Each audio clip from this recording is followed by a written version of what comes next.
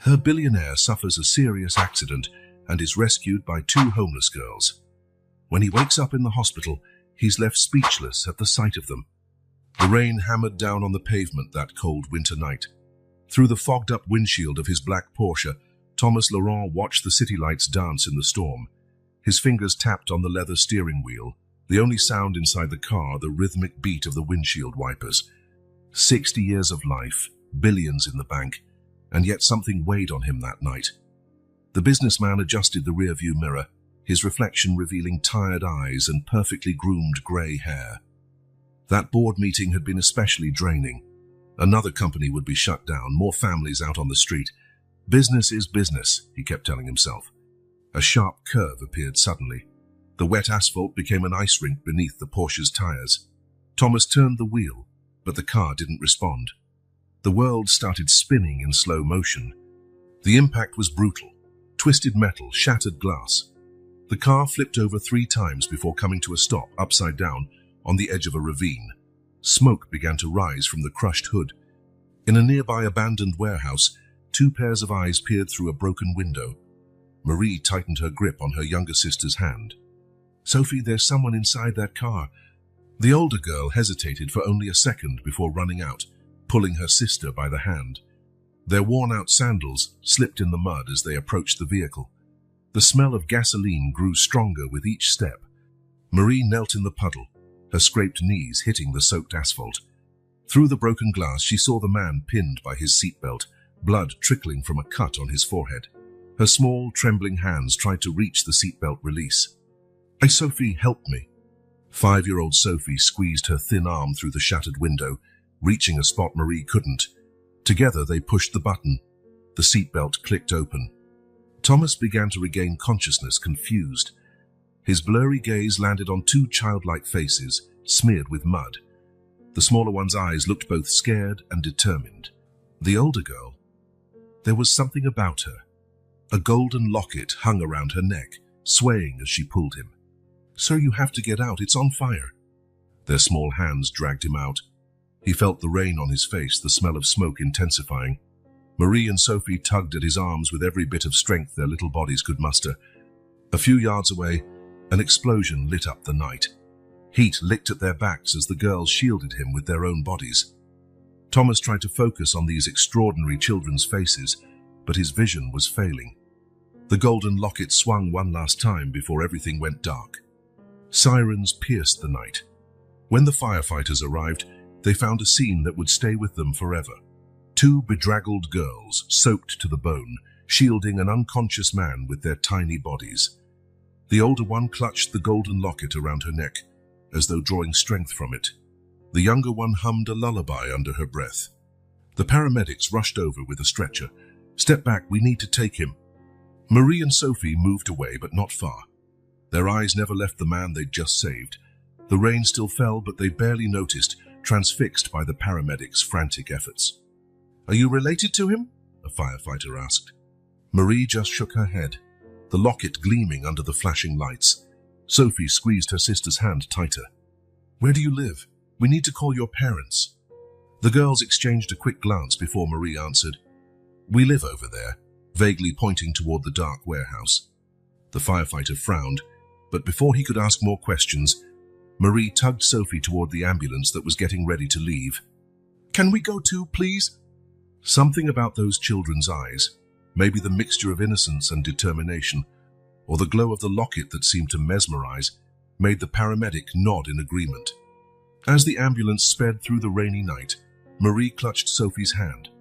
The golden locket rested against her thin chest, harboring secrets that would forever change the life of the man they had just saved. Up front, the paramedic was jotting down notes on a clipboard. "Thomas Laurent, 60 years old, businessman."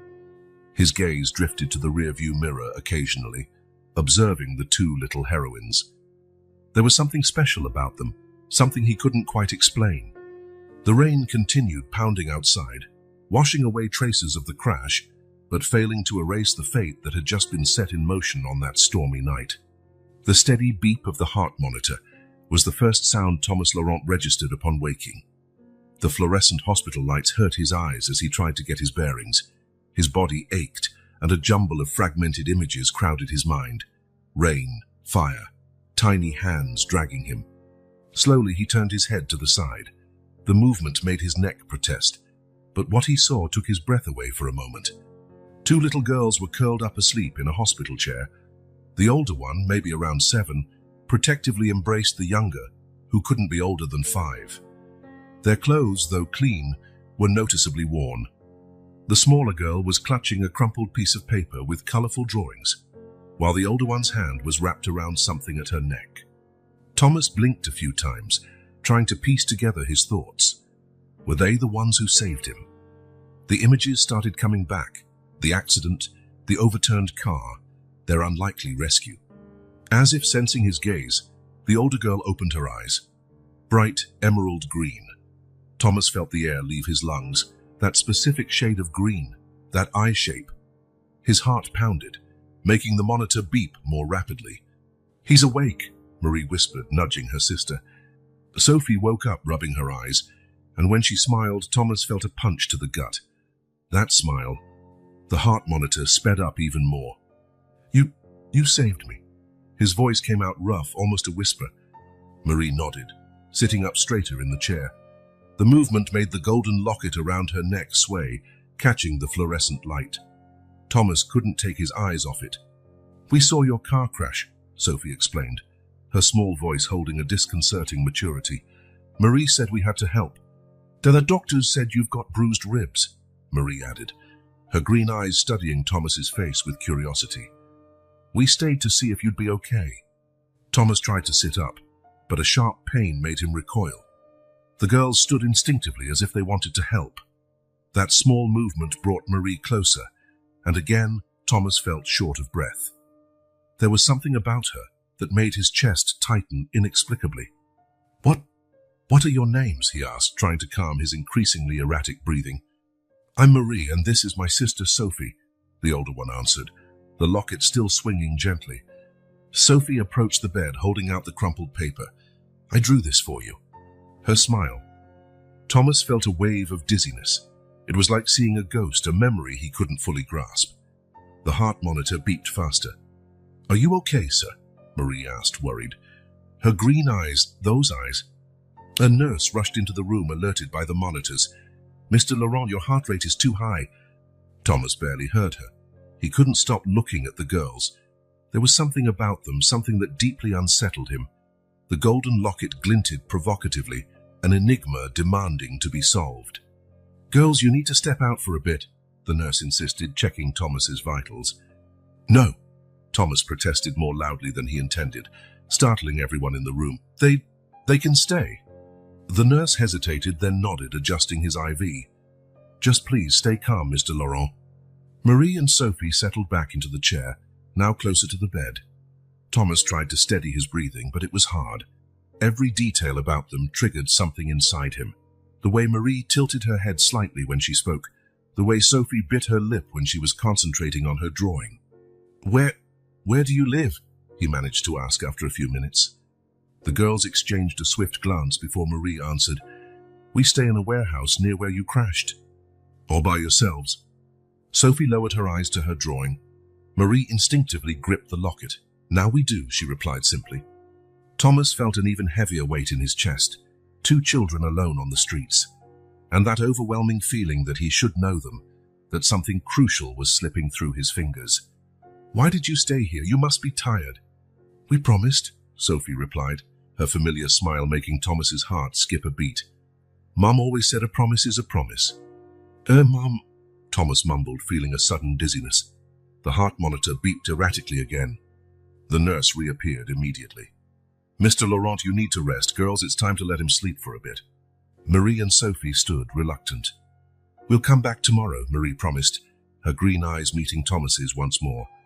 As he watched them leave, Thomas felt something precious slipping away through his fingers.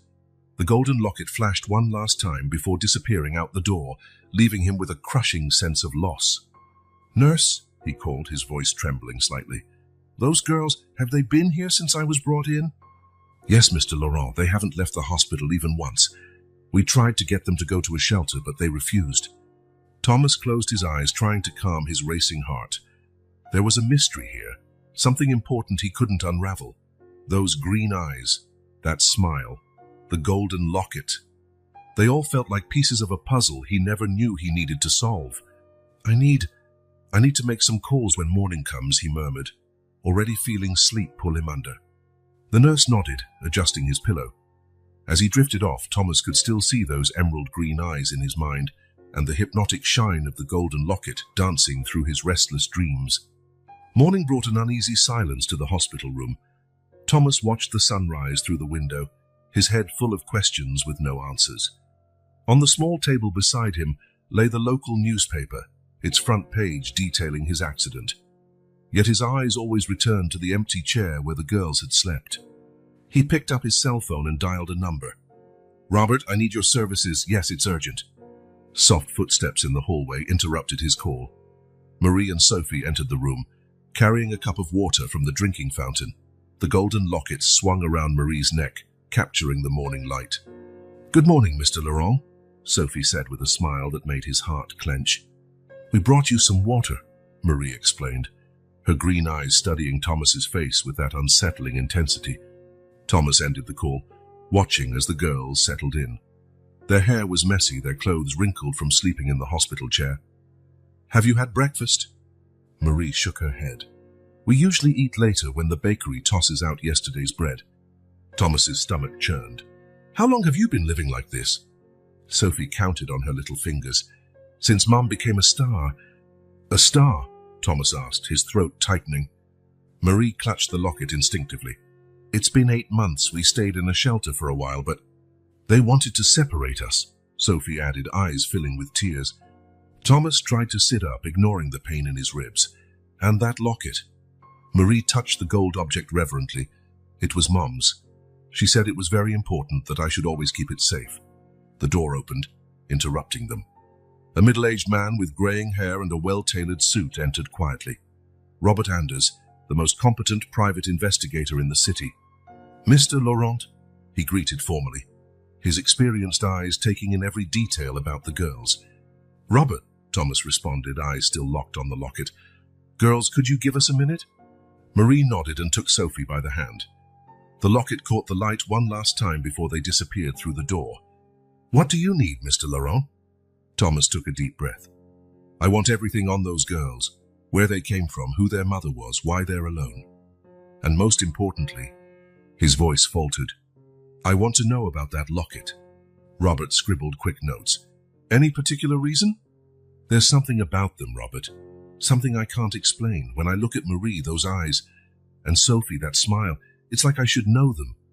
The investigator raised an eyebrow. "And the locket?" "It looks familiar, but I can't recall from where. I need to find out." Robert closed his notepad. "I'll get started right away, but Mr. Laurent, street kids, sometimes they're hard to track." "Use all necessary resources," Thomas ordered, his tone leaving no room for argument. When the investigator left, the girls returned. Sophie carried a new drawing. Marie absent-mindedly fiddled with the locket. "Girls," Thomas said gently, "would you like to get off the streets?" Marie pulled her sister protectively closer. "We're not going to a shelter. They can't split us up." No, Thomas clarified quickly. "I have a big house with empty rooms. You could stay there temporarily." Sophie's eyes widened. "A real house?" "With a bed?" Marie asked, still wary. Thomas felt his heart tighten. "Yes, with a bed, food, clean clothes, at least until we figure everything out." The girls exchanged a look. Marie unconsciously held the locket. "Why do you want to help?" It was a simple question, yet Thomas had no easy answer. How could he explain that inexplicable connection, the sense that they mattered to him and that he needed to protect them? "You saved my life," he answered simply, "and no child so young should be living on the streets." Sophie beamed, that troubling smile once again tugging at his heart. "Can we bring our treasures?" "Treasures?" Marie explained. "Photos of Mom, Sophie's drawings, my hair ribbons." "Of course," Thomas replied, watching the locket gleam. "Bring everything." A nurse came in with the morning meds. "Mr. Laurent, the doctor approved your discharge for tomorrow." Thomas nodded, never taking his eyes off the girls. "Please have 2 rooms prepared at my home and arrange for clothes, hygiene products." The nurse paused, surprised, glancing at the girls. "They'll be staying with me," Thomas explained firmly. Temporarily. Marie still held the locket, her green eyes studying Thomas with an intensity beyond her years. Sophie was already doodling a large house on her crumpled paper. While the nurse administered medication, Thomas picked up his phone again. He needed to accelerate the investigation. That locket, those eyes, that smile. There was a mystery here, a story he needed to uncover. In the hallway, Robert Anders was already making his first calls. In his notepad, one phrase was underlined: golden locket, possible key. The girls settled back into the chair, Sophie drawing, Marie toying with the locket.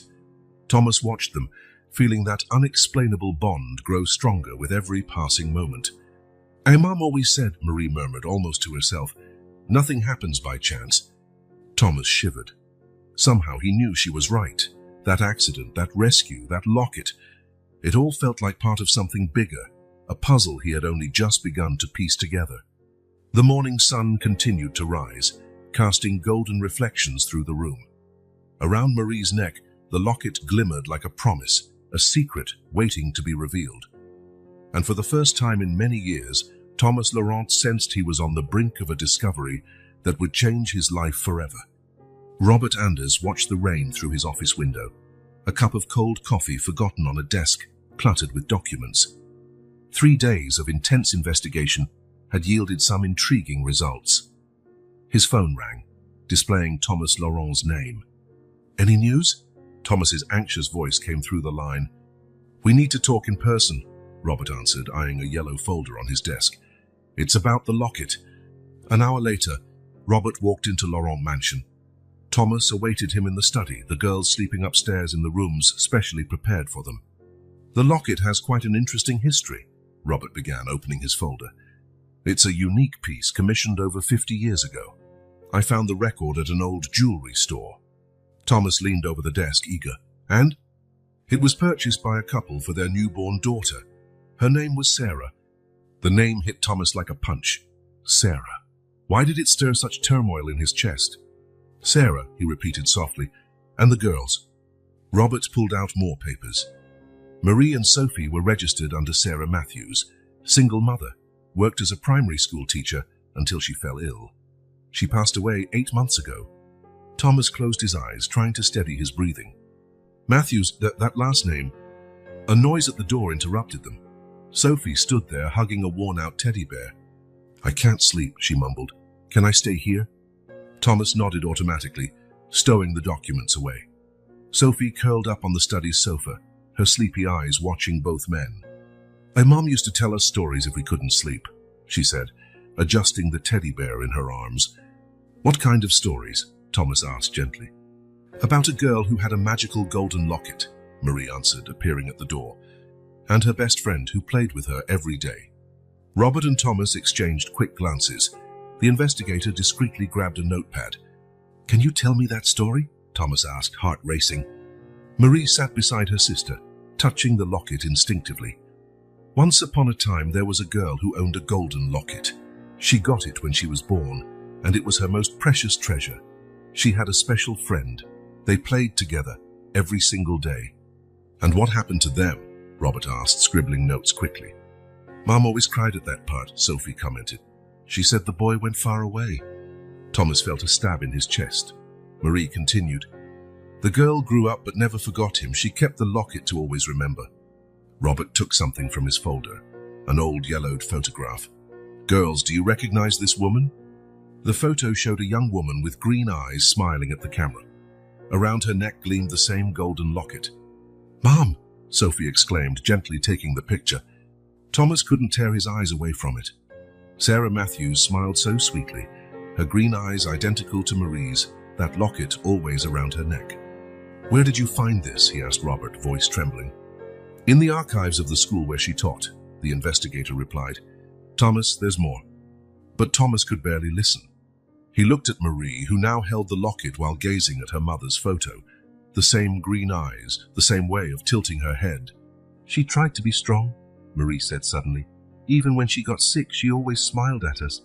She sang to us every night, Sophie added, her eyes heavy with sleep. That lullaby about the locket. A song? Robert asked, pencil at the ready. Marie began to hum a soft melody. Thomas felt the world spin. He knew that song. Where had he heard it? "Mr. Laurent?" Robert called, worried by his pale face. "I'm fine," Thomas murmured, though his hands trembled. "Girls, can you show me more pictures of your mother?" Marie nodded and dashed off to grab a worn shoebox. Inside were a few carefully preserved photos, newspaper clippings, an unopened envelope. Thomas flipped through each item reverently. Sarah at various stages, younger, smiling in a park, older, hugging the girls, the final photo in the hospital, clearly ill but still smiling, the locket always present. "She never took it off," Marie commented, touching the locket on her own neck. "Said it was way too special." Robert observed silently, taking notes. His years of experience told him they were close to something very significant. "Girls," Thomas asked gently, "did your mother ever talk about her past, about when she was a kid?" Sophie was already asleep on the sofa, but Marie nodded. "She kept a box of old stuff in the basement at our house, but when we lost our home, we couldn't bring it with us." Robert wrote down the address Marie provided. Thomas continued leafing through the photos, his fingers tracing the locket in each image. "She had a boy in those old photos," Marie continued sleepily. "Mom never said his name, but she cried when she looked at them." Thomas's eyes shot up. "What boy?" But Marie had already dozed off beside her sister, the locket glinting softly under the study's lights. Robert slipped his notebook back into his pocket. "I'll check out the old house tomorrow. That box might have answers." Thomas nodded, covering the girls with a blanket. "Robert, why do I feel like I know these kids? Why does every detail about Sarah feel so familiar?" Robert finished, putting away his papers. "Maybe because it is. Keep focusing on the locket, Thomas. Sometimes memory just needs a little push." After Robert left, Thomas remained in the study, watching the girls sleep. The locket around Marie's neck shone like a key to a past he couldn't quite recall. He picked up the photo of Sarah again.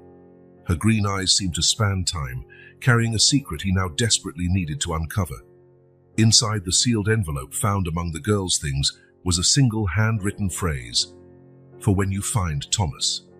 His heart pounded. How did Sarah know him? Why did those green eyes look so familiar? And above all, why did he feel like he was on the verge of learning something that would change his life forever? Rain was still falling outside, lulling the girls to sleep. Around Marie's neck, the locket held its secrets, awaiting the right moment to reveal them. And for the first time in his life, the powerful businessman Thomas Laurent felt utterly lost and strangely at peace with it. Sarah's old house looked even smaller in the morning light. Robert Anders shone his flashlight as he descended the basement steps, Thomas right behind him. The smell of mold and neglect was strong.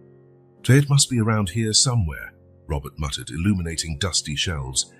Thomas scanned each corner, imagining Sarah living there with the girls. A cardboard box caught his eye, half hidden beneath a threadbare curtain. "Over there," he pointed. The box was surprisingly intact. On its lid, written in neat handwriting, "Memories." "Want to do the honors?" Robert asked, handing Thomas the flashlight. With trembling hands, Thomas opened the box. On top lay an old photo album, its cover faded with age. The moment he opened it, his world stopped. The first picture showed two children around 10 years old, smiling broadly. The girl had bright green eyes and wore a golden locket. The boy... "Oh my God," Thomas whispered, collapsing onto the dusty floor. "That's me." Robert carefully picked up the photo. "Thomas Laurent and Sarah Matthews, summer of 1975. He read the inscription on the back. More photos followed. Thomas and Sarah playing in the park, building forts, celebrating birthdays.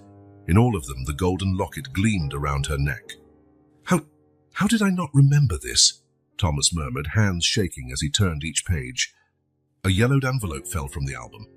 Inside was a letter dated 6 months earlier. "Dear Thomas, if you're reading this, it means we finally found each other again, even if it's too late for me. The locket you gave me for my 10th birthday never left my neck. It was my connection to the happiest days of my life. I tried so many times to find you. When I learned about my illness, you became my last hope. Marie and Sophie will need someone when I'm gone. Forgive me for not being braver sooner. Say with eternal love, Sarah." Thomas dropped the letter, tears streaming down his face. Memories flooded in. Sarah laughing, Sarah crying when he told her he was moving away, the promise never to remove the locket. "Mr. Laurent?" Robert asked softly. "We have to go back," Thomas answered, packing everything. "I need to hear it from them." Back at the mansion, they found Marie sitting on the stairs, fiddling with the locket. "Did you find Mom's box?" she asked, her green eyes, Sarah's eyes, bright with curiosity. Thomas nodded, sitting beside her. "Marie, can you tell me about your mum's final days?" Sophie appeared at the top of the stairs, coming down to join them. Marie took a deep breath, holding the locket. "Mom got very sick," she began. "At first she could still work, but then we had to move to a smaller place," Sophie added. "She sold stuff to buy medicine." Marie nodded. "She cried at night when she thought we were asleep. She held onto this locket and looked at a piece of paper with an address." "Your address," Robert murmured to Thomas. "One day," Sophie went on, "Mom said she was going to look for a special friend who could help, but she couldn't make it," Marie concluded, tears sliding down her cheeks. "The bus crashed and—" Thomas pulled them both into a tight embrace, his heart breaking. Sarah had been on her way to see him, his childhood best friend, the girl with the locket, desperately trying to find him. "We ended up in a shelter," Sophie said between sobs. "But they were going to separate us, so we ran away. I promised Mom," Marie said, clutching the locket. "I promised I'd always take care of Sophie." Thomas wiped the girl's tears. "Sarah, your mom, that was the most special person I ever knew. Now I understand why I couldn't stop thinking about you after the accident." Marie's eyes widened. "The boy from the pictures?" "Yes," Thomas choked up. "I gave her that locket as a symbol of our friendship." Sophie held one of the old photos. "That's why Mom cried when she looked at these pictures. She was looking for you." Robert watched in silence, scribbling the final notes. His job was done, but the story was far from over. "She tried so hard to make ends meet," Marie continued. "She'd cook for days, sew our clothes, but medicine was expensive." Thomas felt each word like a knife in his heart. Sarah, his Sarah, struggling alone while he lived in luxury, completely oblivious. Sometimes we had no dinner," Sophie murmured. "But Mom told us stories so we'd forget we were hungry." "Say stories about a boy and a girl with a magic locket," Marie said, looking at Thomas. Thomas carefully took the locket from her, gazing at its familiar shine. 50 years of memories held in a small golden object. "She never gave up on you," Marie said quietly. "Even in the hospital, she said she'd find you." Thomas hugged the girls again, silent tears falling. "She found me through you. She did it." Sophie clutched his hand. "Will you take care of us like you promised, Mom?" "I will," Thomas replied without hesitation. "I'll take care of you the way I should have taken care of Sarah." Marie smiled, Sarah's smile. And for the first time since the accident, Thomas fully understood his connection to the girls. It wasn't just the locket, the green eyes, or the familiar smile. It was destiny completing a circle begun 50 years ago, when a boy gave a golden locket to his best friend, promising eternal friendship. Robert closed his notebook and discreetly left, leaving Thomas with his newly found daughters of the heart. Around Marie's neck, the locket glowed with renewed light, as if Sarah herself was smiling, relieved that her final mission was accomplished. Outside, it started to rain again, washing away the past while nurturing the future that was just beginning. Thomas spent the entire night in his study, poring over the documents found in Sarah's box. Each paper told a story of a silent struggle that broke his heart. On his desk, he organized the last 2 years of his friend's life in chronological order.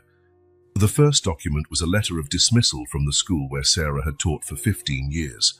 Due to budget cuts, Thomas crumpled the paper, imagining Sarah's despair at that news. Next was a stack of medical bills, the initial diagnosis, expensive tests, experimental treatments. Sarah had sold everything possible to pay for the first months. He noted the scribbled marginal notes in her trembling handwriting. Sell the car. Try a loan. Look for Thomas. One envelope caught his attention, a notice of eviction. Sarah had fallen 3 months behind on rent while trying to cover treatment costs. The girls had only been 6 and 4 at the time. "Hi, Mr. Laurent?" Marie's voice pulled him back to the present. She stood in the doorway, still in pajamas, the golden locket reflecting the lamp's soft glow. "Marie, can't you sleep?" She shook her head, stepping closer. Her green eyes, Sarah's eyes, took in the piles of papers on the desk. "Mom kept everything organized," she said, gently touching one of the documents. "She said someday this would be important." Thomas brought over a chair for her. "Can you tell me more about that time?" Marie sat, adjusting the locket. "At first, it wasn't too bad. Mom always found a way. She sewed our clothes, made meals stretch for days." Her childish voice contrasted with the maturity of her words. Thomas found Sarah's ledger among the papers, where she noted every penny spent.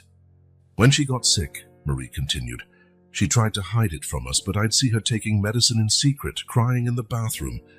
Thomas found a photo from that era. Sarah was still smiling, but visibly thinner. The locket, ever present, seemed even heavier on her weakening frame. One day, Marie picked up that photo carefully. "She couldn't get up to teach. Sophie was scared, but I knew I had to be strong." Thomas found a child's note, written by Marie in shaky letters. "Mom, I made soup just like you taught me. Love you." "We moved to a smaller house," Marie went on. "Mom pretended it was an adventure so Sophie wouldn't be sad, but I saw her crying while she packed our things." Among the documents, Thomas found pawnshop receipts. Sarah had pawned her graduation ring, her mother's earrings, even her wedding band, anything to buy more time for treatment. "One night," Marie said, clutching the locket, "I found Mom looking at an old newspaper. It had your picture, Mr. Laurent. She was crying so hard, holding the locket." Thomas found that newspaper clipping. It was an article about one of his company's many acquisitions. He was smiling in the photo, unaware that his childhood friend was desperately struggling to survive. "She started searching for your address," Marie continued softly. "She called places, sent letters, but never got past the security or secretaries. All the letters were there, returned, stamped, recipient inaccessible." Thomas's eyes welled at Sarah's handwriting, weaker with each attempt. "In the hospital," Marie added, voice quavering. "She still tried. She asked the nurses to help look for you. She said her friend Thomas wouldn't let her daughters be alone." Sophie appeared at the door, holding her teddy bear. "Marie, I had a bad dream." Marie opened her arms, just like Sarah did in the hospital photo. Sophie nestled onto her sister's lap, eyes full of curiosity at the papers on the desk. "That's Mom's handwriting," she noted, picking up one of Sarah's last notes. "For my little warriors," Thomas read aloud. "Be strong like you always have been. The locket will lead you to Thomas. He'll understand when he sees it. Mom loves you more than anything." Sophie sniffled. "She talked about you on her last day. She said she was going to find you." Thomas picked up the final document, a police report on the accident. Sarah had been on the bus heading to his company, carrying a folder with all the evidence that proved who she was and her connection to him. "We promised not to be separated," Marie said, hugging Sophie. "At the shelter, they wanted to send us to different places, so we ran. We lived in that warehouse," Sophie added. "Marie took care of me, just like Mom taught her." Thomas gazed at the two girls, so young, so strong, so much like Sarah. His best friend had raised two warriors, just like her. "The locket," Marie touched the gold piece. "Mom said it was magical, that one day it would lead us to her special friend." "Sure, and it did," Sophie said with a sleepy smile. "We saved you from the crash." Thomas picked up one last paper from the box, an old photo of him and Sarah as kids, smiling, the locket shining between them. He remembered his childhood promise. "I'll always be here for you, Sarah." "Girls," his voice shook, "your mama, Sarah, was the most special person I ever knew. Now I realize why I felt so drawn to you." Marie smiled, Sarah's smile. "Is the locket really magic?" "It is," Thomas replied, tears streaming. "Magic enough to bring you both to me, to fulfill a promise I made so long ago." Sophie had already dozed off in her sister's arms. Marie fought sleep, still holding the locket. "Come," Thomas stood, lifting Sophie gently. "We'll continue tomorrow." As he carried the girls to their rooms, Thomas glanced one last time at the documents on his desk.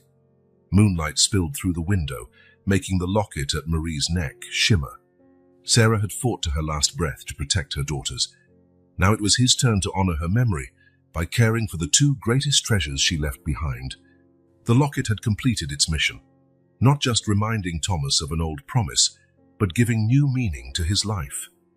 In the stillness of the night, he could almost hear Sarah's laughter, approving of the fate she had fought so hard to secure. Night had been long in Thomas Laurent's study.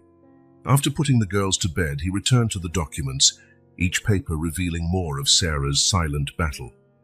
A stack of paycheck stubs caught his eye. 3 different jobs: teacher by day, waitress by night, typist in the early hours. Soft footsteps roused him from his thoughts. Marie stood at the door, still in pajamas, her eyes red from crying in her sleep. "I dreamed about Mom," she said softly, coming closer. Thomas nudged the papers aside, making room for her to sit. The golden locket reflected the glow of the desk lamp. "Oh, want to tell me about it?" Marie took a deep breath, her small fingers absent-mindedly playing with the locket. "I dreamed of all those nights she came home late. I'd pretend to be asleep, but I'd watch her count coins at the kitchen table." Thomas found a small glass jar among Sarah's belongings. There were still a few coins inside, along with a note that read, "Emergency fund for my princesses." "She worked so much," Marie continued, voice trembling. "Sometimes she'd fall asleep sitting at the table in her waitress uniform. I'd get up and cover her with a blanket." Thomas pictured Sarah exhausted, drifting off over unpaid bills, while her 7-year-old daughter cared for her. "Sophie didn't understand everything," Marie said. "Mom made it seem like a game when there wasn't enough food, telling us we were having a special picnic with bread and tea." Among the papers, Thomas found Sarah's recipe notebook, creative ways to stretch meals for as long as possible. On the last page, a list titled "Places that Accept Children," with addresses of shelters and charities. One night," Marie went on, "I found Mom crying in the bathroom. She tried to hide it, saying it was just the shower running, but I knew. She was holding this." Marie showed him a wrinkled pamphlet about experimental cancer treatments. Thomas's heart clenched. Sarah had always been proud, even as a child. How many times had she stifled her sobs to keep her daughters feeling safe? Sophie appeared in the doorway, dragging her teddy bear. "Marie, where'd you go?" "Right here, Soph. Come." The little one climbed onto her sister's lap, curiously eyeing the papers on the desk. "Are those Mom's things?" Thomas nodded, picking up a photo of Sarah smiling with the girls at the park. Even while sick, her eyes shone when she looked at them. "That day," Sophie pointed at the picture, "we spent our first night in a shelter. Mom said it was an adventure, that we were explorers." Marie held her sister tighter. "She didn't want us to know we'd lost our home. She packed our stuff like it was a fun trip." Thomas discovered the eviction notice among the documents. That same week, a massive hospital bill, Sarah had chosen between paying rent and continuing treatment. "At the shelter," Sophie continued, "Mom told us stories every night about a girl with a magical locket who never gave up hope. She'd stare at the locket at night," Marie added. "Whispered your name, Mr. Laurent. Said she had to be strong just a bit longer until she found you." Thomas picked up another envelope. Inside were clippings about him, addresses jotted down, repeated failed attempts to make contact. Sarah had tried everything. "Why didn't she ask for help sooner?" Thomas whispered. Marie touched the locket. "She said she needed to prove she was strong. She didn't want to disappoint the friend who gave her the locket." "Only when she got really sick," Sophie added. "Did she decide to look for you?" "She said sometimes being strong means knowing when to ask for help." Thomas found one final medical receipt, dated 3 days before the accident. Sarah had sold the locket to pay for the appointment. On the back, scrawled in faint handwriting, "Forgive me, Thomas. I have to break our promise to save my girls." "How did the locket come back?" he asked, seeing it shine on Marie's neck. "Hey, Mom got it back," Marie replied. "She worked extra shifts at the restaurant, said she couldn't lose the one chance to find you." Sophie yawned, sinking deeper into her sister's lap. "She cried so much when she bought it back. She kissed the locket and said everything would be okay now." Thomas picked up the last document, a letter addressed to him found among Sarah's belongings after the accident. "Dear Thomas, forgive me for waiting so long.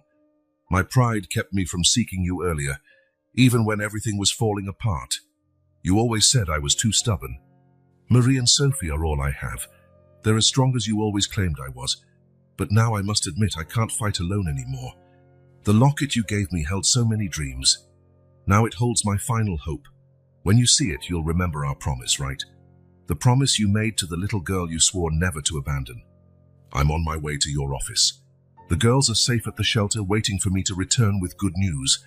I've prayed for the courage to do this. If something happens to me, the locket will guide them to you. You'll recognize them, Thomas. Marie has my eyes, Sophie has my smile. They are pieces of my heart, and they will need you. Always yours, Sarah. Thomas couldn't hold back tears. Marie and Sophie, both sleepy now, watched him with Sarah's eyes. She did it, Marie said quietly, almost asleep. The locket brought us to you. Yes, Thomas replied, voice unsteady.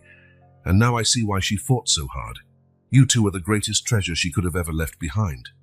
The girls dozed off there in the study, while Thomas continued reading through the documents. Each paper told a story of love, sacrifice, and resolve. Sarah had given everything she had to protect her daughters. The golden locket gleamed on Marie's neck, no longer a symbol of lost friendship, but a golden thread tying their destinies together once more. Thomas silently vowed to Sarah that her girls would never again know hunger or loneliness. Outside, night began yielding to dawn. A new day was coming, bringing with it the chance to honor Sarah's memory by loving the two tiny warriors she'd left behind. The locket had fulfilled its mission, not just by reconnecting past and present, but by building a bridge to a future Sarah had dreamed of for her daughters. Sarah's old house looked even smaller now in the sunlight. Thomas parked on the narrow street, surveying the vacant windows and overgrown yard where flowers once bloomed. Marie and Sophie sat quietly in the back seat, recalling memories with every glance. It was prettier before, Sophie murmured, clutching her teddy bear. Marie held the locket tightly. Mom's roses all died. The real estate agent was waiting at the door, holding a stack of papers under his arm. His expression shifted when he recognized Thomas Laurent, the billionaire suddenly interested in a modest house in a simple neighborhood. Mr. Laurent, he greeted, unlocking the rusty door. This property has been vacant since the eviction 8 months ago. Thomas felt Marie squeeze his hand.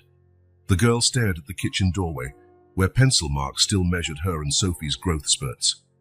Over there, Sophie pointed to a cupboard under the stairs, was our secret spot when Mom worked nights. Thomas opened the small cupboard.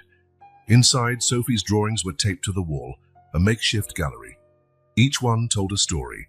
Sarah asleep at the kitchen table in her waitress uniform, Marie making soup, the three of them sharing a piece of bread.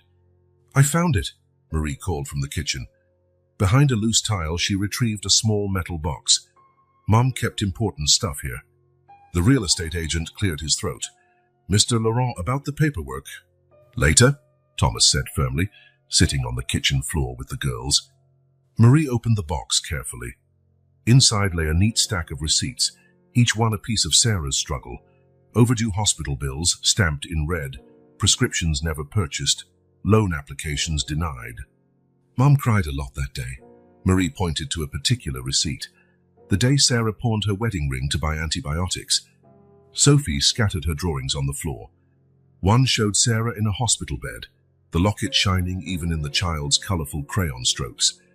That was the day the doctor said she needed an expensive treatment.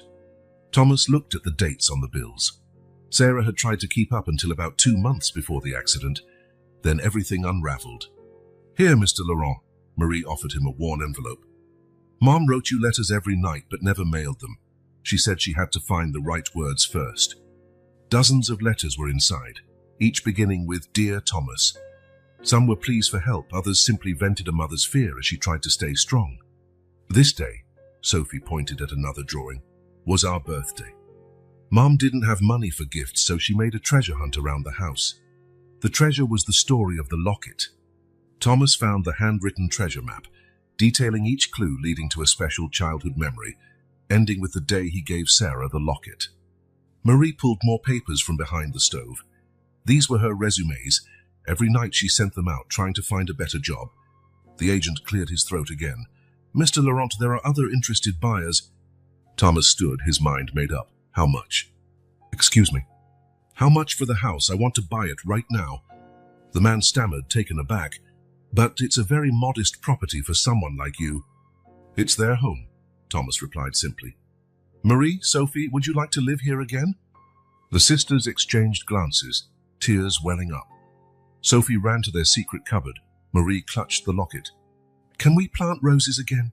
Sophie asked softly. All the roses you want, Thomas promised. We'll bring life back to this place." While the agent hurried off to prepare the paperwork, Thomas continued exploring the house with the girls. Every room held memories. Every corner told a story of love and sacrifice. In Sarah's old bedroom, they found more of Sophie's drawings stashed in a drawer. Glimpses of daily life that broke Thomas's heart. Sarah counting coins at night, Marie making tea for her sick mother, all three cuddling in the hospital bed. "She always smiled in my drawings," Sophie said, "even when she was sad in real life." Marie opened the empty closet, revealing a lone blue dress. It was her favorite. She sold all her other clothes, but she kept this one. She said she would wear it the day she finally found you, Mr. Laurent. Thomas touched the worn fabric. Sarah would never wear that dress again, never plant her roses, never see her daughters safe and loved the way she'd dreamed. "We'll make this place a home again," he promised, hugging the girls. "Every rose we plant, every laugh on these stairs, every happy moment will be in her memory." Marie smiled through her tears. "Mom would like that. She always said a house isn't about walls, but about love." Sophie was already sketching a new picture. A house with a big rose garden, Thomas, Marie, and herself smiling. In the sky, a star gleamed, wearing a golden locket. The agent returned with the documents, and Thomas signed without hesitation. The house wasn't just a property, it was the final stage of Sarah's struggle, the place where she'd given everything to protect her daughters. As the girls ran into the yard, excitedly planning where to plant the new roses, Thomas found one last letter hidden behind the bedroom mirror.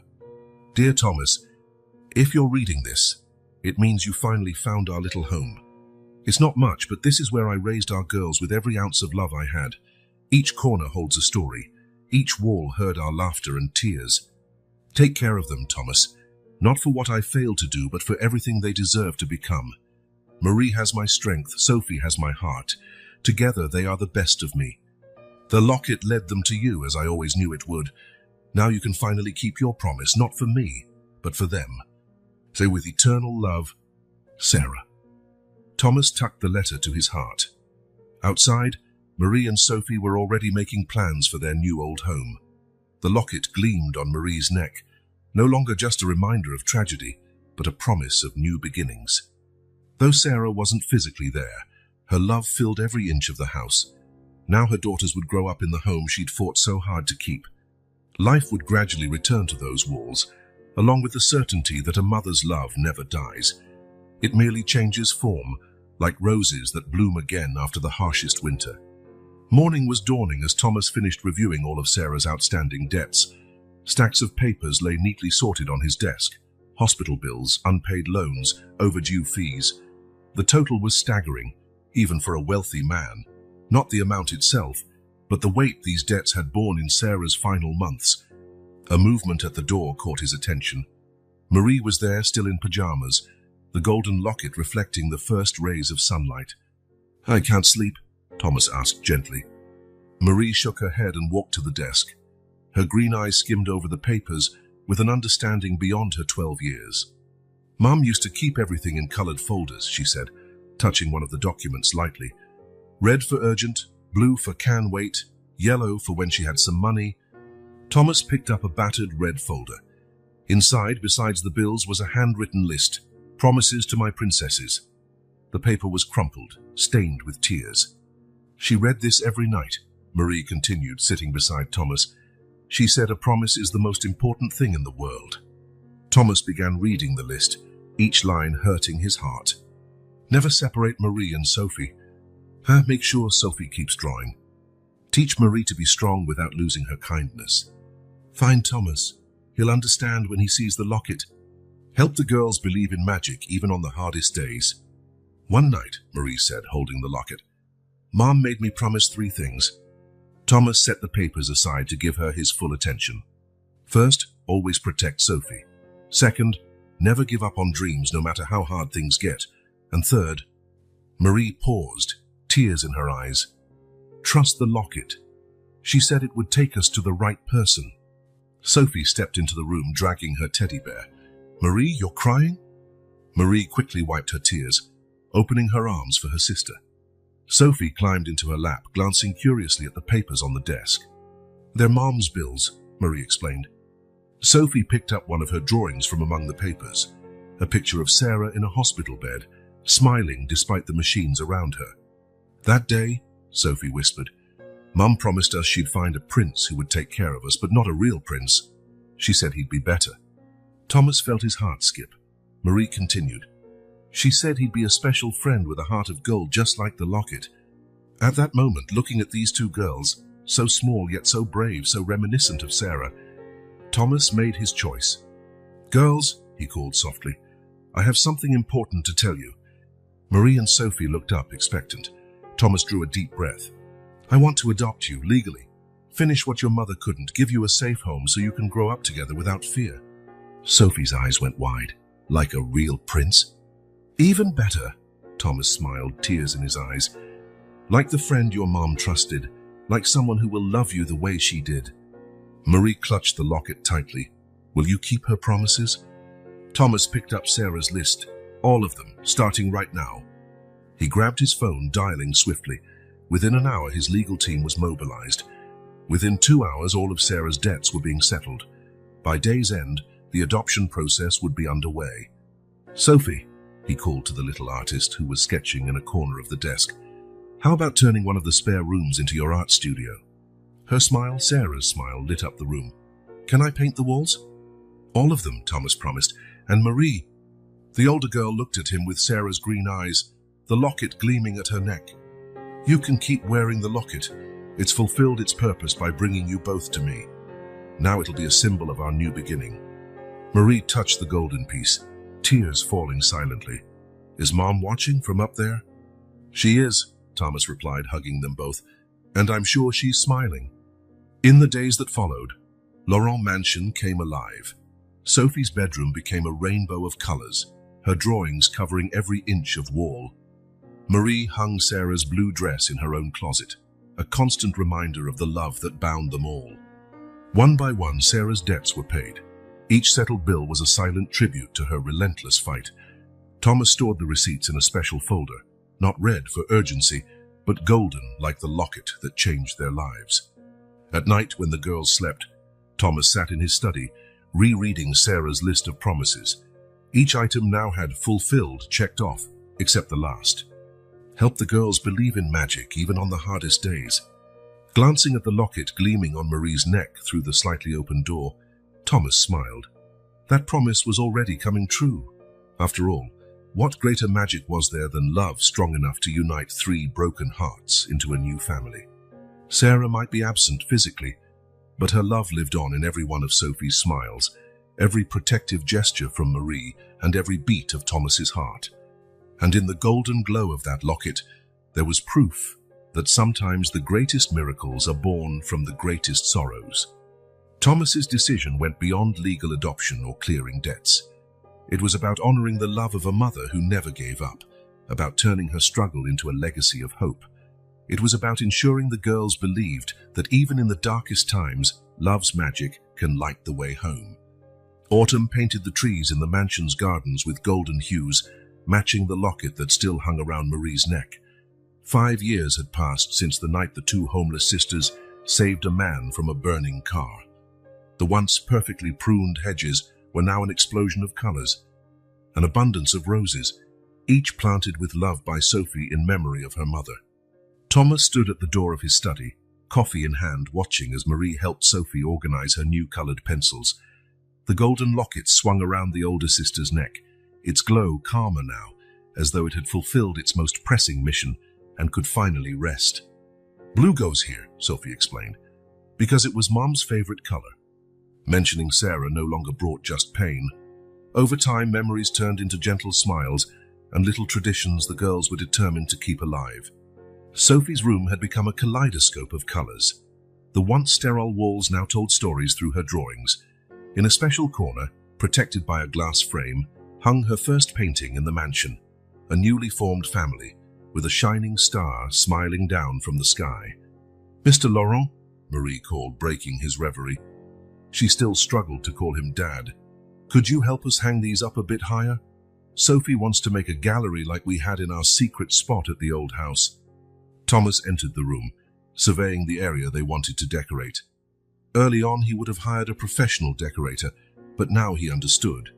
These small shared tasks were what turned a house into a home. How about if, he started to suggest, but stopped when he saw Marie gripping the locket as she often did when anxious. "It's okay if you don't want to," she quickly said. "We can wait for the butler." "No," Thomas smiled, picking up the hammer and nails the girls had gathered. "We'll do it together, the way your mum would have." Marie's green eyes, Sarah's eyes, lit up. Sophie was already sorting the drawings she wanted to display, chattering about each one. Adaptation wasn't easy. There were nights Thomas woke to Marie's silent tears, mornings when Sophie refused to leave her art corner, afraid this new life might be a dream, moments when they all felt the weight of Sarah's absence. But there were also little victories. The first time Sophie ran to show a new drawing, proud of its colors, the day Marie let Thomas help with homework, trusting he wouldn't think less of her. The morning she set 3 mugs on the breakfast table without even thinking, as if it had always been that way. Thomas learned something new every day. That fatherhood wasn't about grand gestures or expensive gifts, but the simple moments, knowing Sophie only slept after 3 bedtime stories, understanding Marie needed 5 minutes alone each morning, just her and the locket, silently talking to Sarah. The once formal cold mansion grew warm in every corner. The kitchen, formerly the staff's exclusive domain, now saw Thomas trying, and sometimes hilariously failing, to make Sunday pancakes, a tradition started by Sarah. "Not quite like that," Marie guided patiently. "Mom used to shape them differently for each of us. A heart for Sophie, a star for me." So Thomas tried again, determined to keep those small bits of Sarah's magic alive. The locket continued to be the family's symbolic heart. Marie wore it like a second skin, but with a new kind of touch, less a gesture of mourning or longing, more a connection to the love that had united them all. "Mom was right," Sophie commented one evening, while Thomas attempted to braid her hair the way Sarah did. "You're better than a real prince." "Why's that?" Thomas asked, wrestling with a particularly rebellious strand. "Because a prince always does everything perfectly. You try, mess up, and try again, just like Mom did." Marie, doing homework nearby, smiled. So much like Sarah. "And a prince can't make funny, crooked pancakes." Thomas laughed, finally securing the braid, not perfect, but full of love. That was what he was learning about fatherhood. It wasn't about perfection, but presence.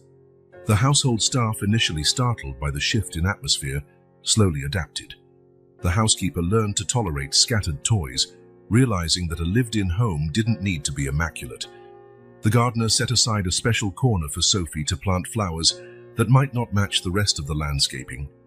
Late at night, when the girls slept, Thomas would sit in his study gazing at old photos of Sarah, not with guilt or regret anymore, but with gratitude. She had given him the greatest gift possible, the chance to love and be loved unconditionally. "You were right, Sarah," he murmured to a photo of her smiling, the locket gleaming in the sun. "Sometimes you have to lose everything to find what truly matters."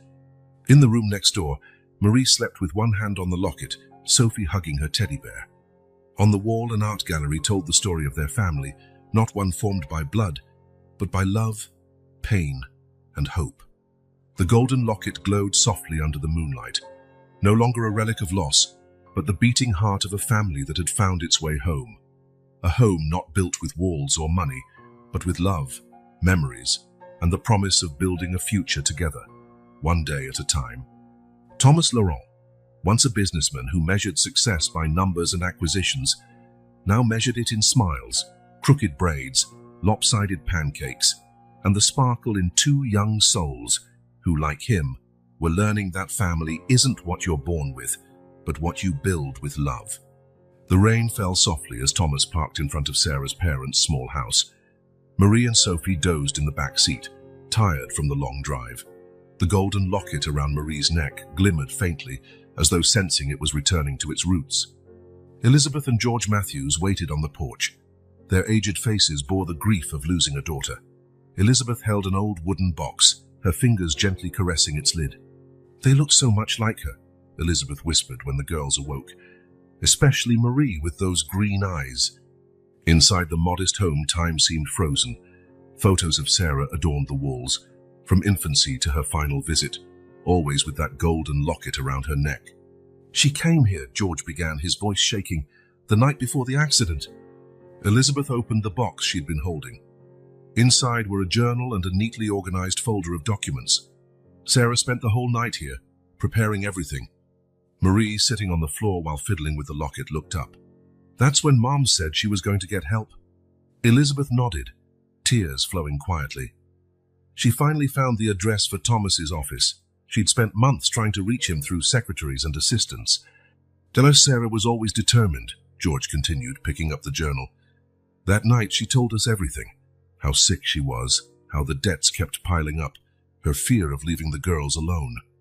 Thomas felt his chest tighten. Elizabeth opened the journal to the final entry, Sarah's handwriting unsteady but resolute.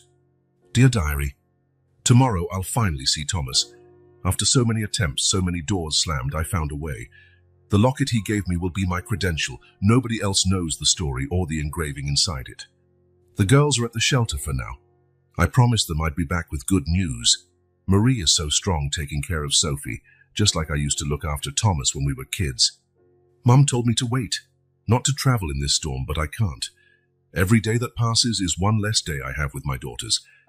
The cancer is advancing too quickly. Thomas will understand when he sees me. He'll remember the promise we made under that tree in the park, on the last day before he left. The locket keeps that memory, not just in its shine, but in the words engraved that only we know. If something happens to me, God, I don't want to think about that, but if it does, I know the locket will guide my girls to him. Thomas always had a heart of gold, even if the business world hardened him. This is my final attempt. Everything I have, all the evidence of who I am, all the girls' documents are in this folder. Most important of all, the truth about what the locket means. Forgive me, Thomas, for keeping secrets all these years, but tomorrow I can finally look you in the eyes and say..." The entry stopped there. Elizabeth pulled out an envelope from the box. The bus left at 5 a.m. Sarah sat by the window, holding this folder. The driver said she was smiling, touching the locket. "At 7:42, George continued, voice breaking. "A truck lost control in the rain. The bus..." He couldn't finish. Sophie clutched her teddy bear tightly. Marie clung to the locket, tears slipping down her cheeks. "Paramedics said," Elizabeth added softly, "that her final moments were lucid." She held the locket, repeating, "Tell Thomas. Tell him." Thomas couldn't hold back his own tears. What did she want me to know? Elizabeth gently took the locket from Marie's neck. With great care, she pressed a small, barely visible catch on the side. The locket opened, revealing a tiny engraving. "To Sarah, my light in the darkness. I promise to always take care of you. With eternal love, Thomas, 1975. She never took off the locket, George explained, because it held the only promise that truly mattered to her, that you'd protect her. In the end, Elizabeth added, returning the locket to Marie, she died trying to reach that promise, not for herself, but for her daughters." Marie stared at the inscription, then at Thomas. "That's why Mom always said the locket was magic, because it held a promise of love." Thomas picked up the folder Sarah had been carrying that day. Inside, along with the documents, was a letter addressed to him. "Dear Thomas, if you're reading this, it means I couldn't complete my journey to you, but the locket, faithful to your promise, found a way. Forgive me for not being braver sooner. Pride kept me from reaching out when things first got bad. By the time I understood some battles can't be fought alone, it might have been too late. Marie and Sophie are my most precious treasures. Marie has my strength, Sophie has my heart. The locket you gave me, which I've worn for so many years, now passes to them, not just as jewelry, but as a symbol of the love that united us in childhood, and I hope will unite them with you now. The promise engraved in the locket, to always take care of me, I ask that you transfer it to them. I know it's a lot to ask after so many years, but you were always the best person I ever knew. So with eternal love, Sarah." Only the soft sound of rain on the window broke the ensuing silence. Marie and Sophie, now in Thomas's arms, cried quietly. Elizabeth and George watched, their own tears mingling with memories of their daughter. "Sarah succeeded," Elizabeth whispered finally. "Through the locket she made it home." Thomas hugged the girls tightly, the locket gleaming between them with renewed light. The promise engraved inside, made so many years ago, had finally found its true purpose. Outside, the rain yielded to sunshine, just like that distant day when a boy gave a golden locket to his best friend, never imagining that simple gesture would echo across time, reuniting broken hearts into a new family. Spring sunlight bathed the facade of the new building. Sarah Matthews Foundation gleamed in golden letters, shining almost as bright as the locket Marie still wore. Thomas watched the crowd outside, mothers arriving with their children, hopeful despite tired eyes. Marie stood next to him, now 10 years old and armed with a deeper understanding of her mother's sacrifice. Sophie, 8, sketched in a new art pad, no longer childish scribbles, but truly expressive art that captured the essence of the people the foundation served. "Is this how Mom felt?" Marie asked softly, watching a young mother trying to calm 2 small children. Thomas followed her gaze. The woman reminded him of Sarah, not in appearance, but in that same fierce determination. "Probably," he said, "but now these mums won't have to fight alone." The Sarah Matthews Foundation had grown out of the memories found in Sarah's box. Every unpaid bill, every desperate note about unaffordable medication, every unanswered plea for help became guiding principles for the project. The building housed a free medical clinic, full-time childcare, a professional training center, and legal support. But most importantly, it offered something Sarah never had: hope. "Look, Dad," Sophie called, showing him her latest drawing. It depicted the first family the foundation had helped, a single mother with 3 children, now running her own business. Thomas still got emotional when the girls called him Dad. It had been a gradual transition, first in fleeting moments, then in emotional situations, until it became as natural as breathing. "It's beautiful, Sophie," he said, examining how she had captured that family's transformation. In the drawing, the mother glowed with strength and confidence, her children blossoming around her. Marie touched the locket, a gesture now more comforting than painful. "Do you think she's watching? Is she proud?" "I'm sure of it," Thomas replied, embracing both girls. "Sarah always knew you would be extraordinary." In the foundation's lobby, a large portrait of Sarah dominated the main wall. Not a sorrowful photo from her final days, but one of her smiling in a rose garden, the golden locket shining in the sun. Beneath it, a plaque told her story, not of her death, but of the love that inspired a wave of hope. Marie spent hours gazing at that portrait, understanding more each day about her mother's sacrifice. At 10, she was already an active participant in the foundation's work, joining Thomas in meetings, suggesting improvements based on her own experiences. "Yesterday," she said, still looking at the photo, "a girl my age arrived here with her mom. They were living in their car. We almost had to do that once, remember?" Thomas squeezed her hand gently. That girl and her mother now lived in one of the foundation's transitional apartments, receiving every form of support until they could stand on their own feet. Sophie kept drawing, her art now decorating the foundation's halls. Each portrait told a story of transformation, families arriving in pieces, leaving stronger, just like she and Marie had. "Dad," Sophie called, lifting her eyes from the sketchbook, "could we do an exhibit? Show all the family's stories we've helped?" "Absolutely," Thomas smiled. "How about we call it Sarah's Gallery?" Sophie's eyes lit up. Marie pressed the locket, smiling through tears. The foundation continued to expand, opening branches in other cities, bringing hope to more families. Each new center carried the spirit of the original, a mother's unconditional love turned into action. Thomas had changed his company too. Now single mothers were prioritized in hiring, daycare services were provided in every office, and flexible schedules became the norm. The corporate world that once denied Sarah was now shaped by her legacy. Marie started a special program within the foundation, Lockets of Hope. Each family that came through received a small golden pendant, a symbol that they would never have to struggle alone again. "They're not magic like moms," she told new children, "but they carry the same promise that someone is always there to help." Sophie led art therapy workshops for the children. Through drawing, she helped them process their experiences, just as she had done. One particular afternoon, while watching the sunset from Thomas's office in the foundation, Marie made a discovery in the locket, a secret compartment they'd never noticed before. Inside was one final note from Sarah. "Sound, my beloved girls, if you're reading this, The locket has done its job and led you to Thomas. I know the journey was hard, but you're stronger than you realize. Marie, my warrior, keep protecting your sister, but allow yourself to be protected too. The locket isn't just a symbol of loss, but of eternal love.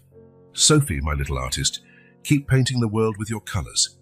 Each of your drawings is a piece of my heart still beating. Thomas, my lifelong friend, thank you for keeping your promise, even when I couldn't ask you in person. Take care of our girls. The locket's real power was never in the object itself, but in the love it represents. May that love keep growing, transforming other lives as it transformed ours. So with eternal love, Sarah. Marie quietly cried, and Sophie hugged her while Thomas wrapped them both in his arms. Outside, the sun turned the sky golden, reflecting off the locket that was now more than an heirloom. It was the very heart of a family born out of sorrow but thriving in love. How the Sarah Matthews Foundation would keep growing, reaching countless lives, spreading hope. But its greatest miracle had already happened, turning the story of a mother who died trying to save her daughters into a legacy of love that would save thousands of other families. Around Marie's neck, the golden locket shone with a tranquil glow, as though Sarah was smiling in peace, watching her final promise come true and multiply into infinite possibilities of love and redemption. Laurent Mansion awoke to the first rays of sunlight on a special spring morning. 5 years had passed since that stormy night when 2 homeless sisters saved a man from a fiery car.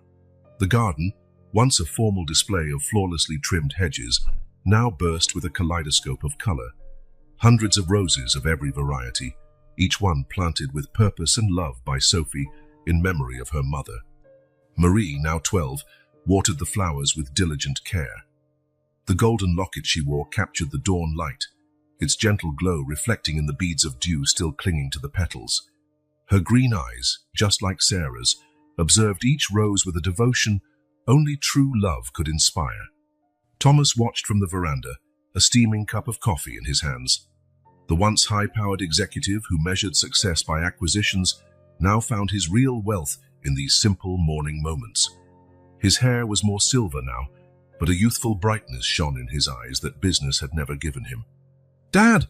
Sophie called, running from the backyard art studio Thomas had built to nurture her rapidly developing artistic skills. At 10, she already showed an extraordinary gift for capturing emotions on canvas, not just images. In her small hands, trembling with excitement, she held her latest creation, a large painting she'd spent months perfecting. It depicted the Laurent family, but not just as they were now. Sarah was there too, not as a shadow of sorrow, but as a vibrant force connecting them all. In the portrait, the golden locket was the focal point, its glow linking every figure like beams of sunlight. Sarah smiled, her spirit embedded in every brushstroke, in Marie's emerald eyes, in Sophie's gentle grin, in Thomas's protective gaze. It was a celebration not of loss, but of the love that bound them. "It's for the Foundation's exhibit," Sophie explained, her eyes shining with the same enthusiasm Sarah used to show when planning surprises for her daughters. "I'm calling it the Locket Circle. What do you think?" Marie approached, still holding the watering can, drops of water marking her path on the marble floor. Her keen eyes studied the painting with Sarah's same intensity. "Sophie, it's absolutely perfect." The exhibit Sophie referred to was part of the 5-year anniversary celebration of the Sarah Matthews Foundation. What began as Thomas's personal redemption had evolved into a national movement, touching thousands of lives and rewriting hopeless stories into ones of hope. Thomas opened his mouth to suggest breakfast, but was interrupted by the ring of a familiar tune, a lullaby Sarah used to sing, now Marie's ringtone for calls from the Foundation. "It's Mrs. Clara from the Foundation," Marie explained, answering the phone with the composure of someone far older than 12. Since creating the Lockets of Hope program, she'd taken a more active role in management, turning her own loss into a source of healing for others. Thomas and Sophie went inside, leaving Marie to her important call. In the kitchen, Sunday pancakes awaited, a tradition Thomas had finally mastered after many attempts over the years. They weren't as flawless as Sarah's once were, but they carried their own special warmth.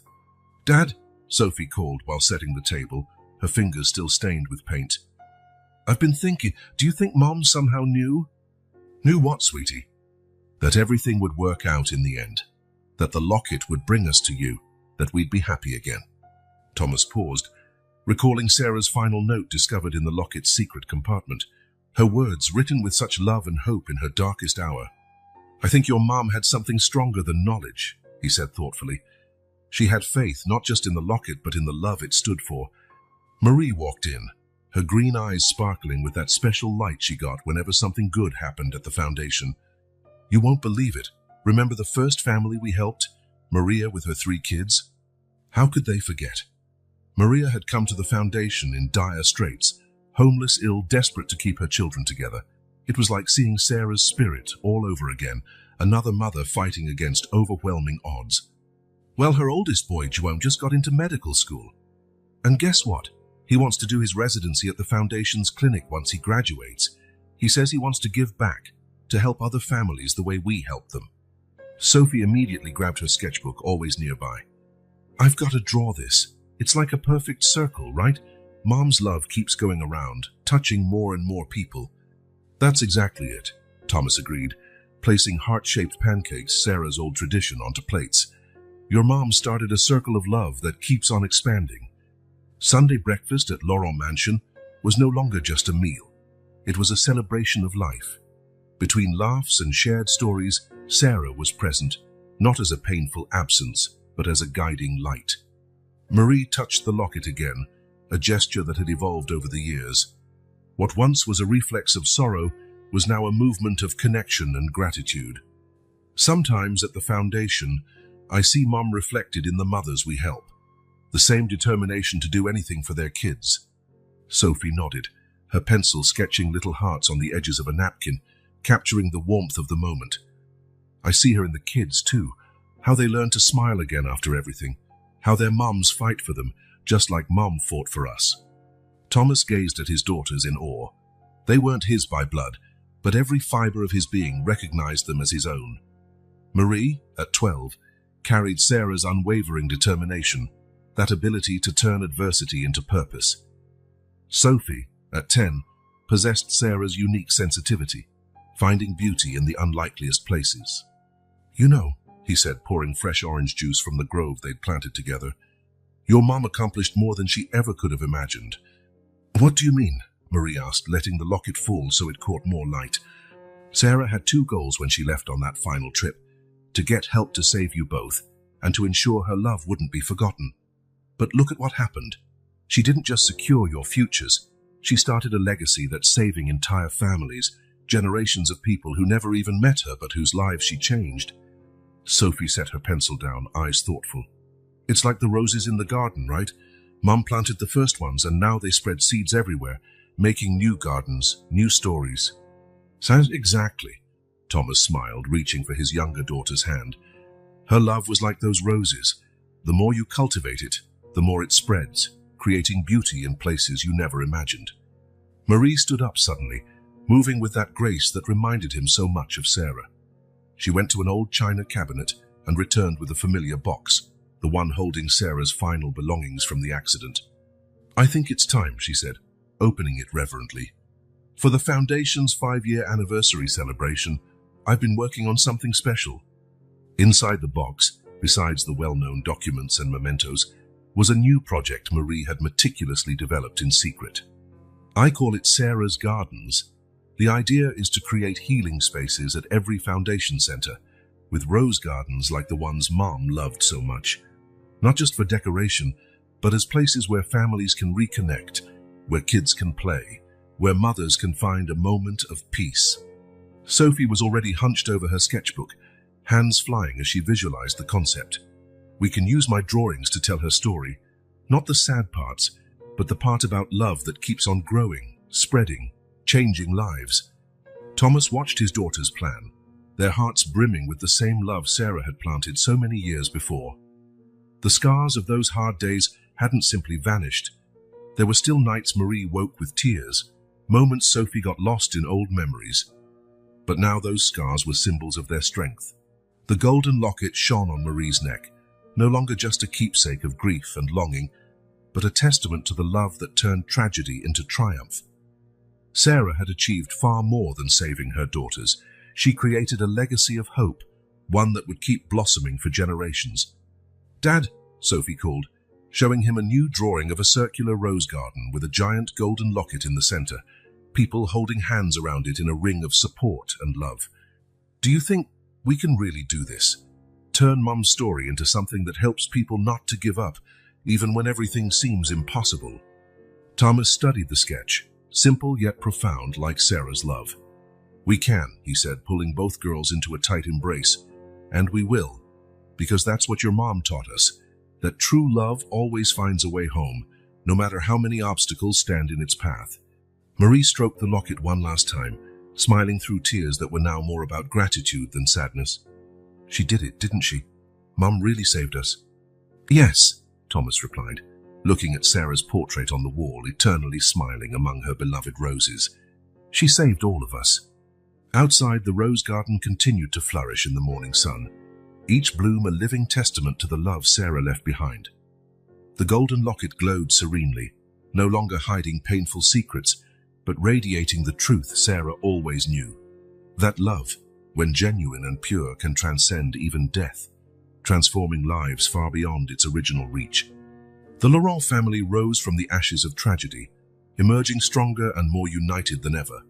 And in each shared smile, each comforting hug, each life touched by the Sarah Matthews Foundation, the spirit of that extraordinary mother lived on, proving that her final act of love was just the beginning of something far greater, an infinite circle of hope that would keep growing, flourishing, and changing lives, much like the roses in her garden, eternally renewed by the power of true love.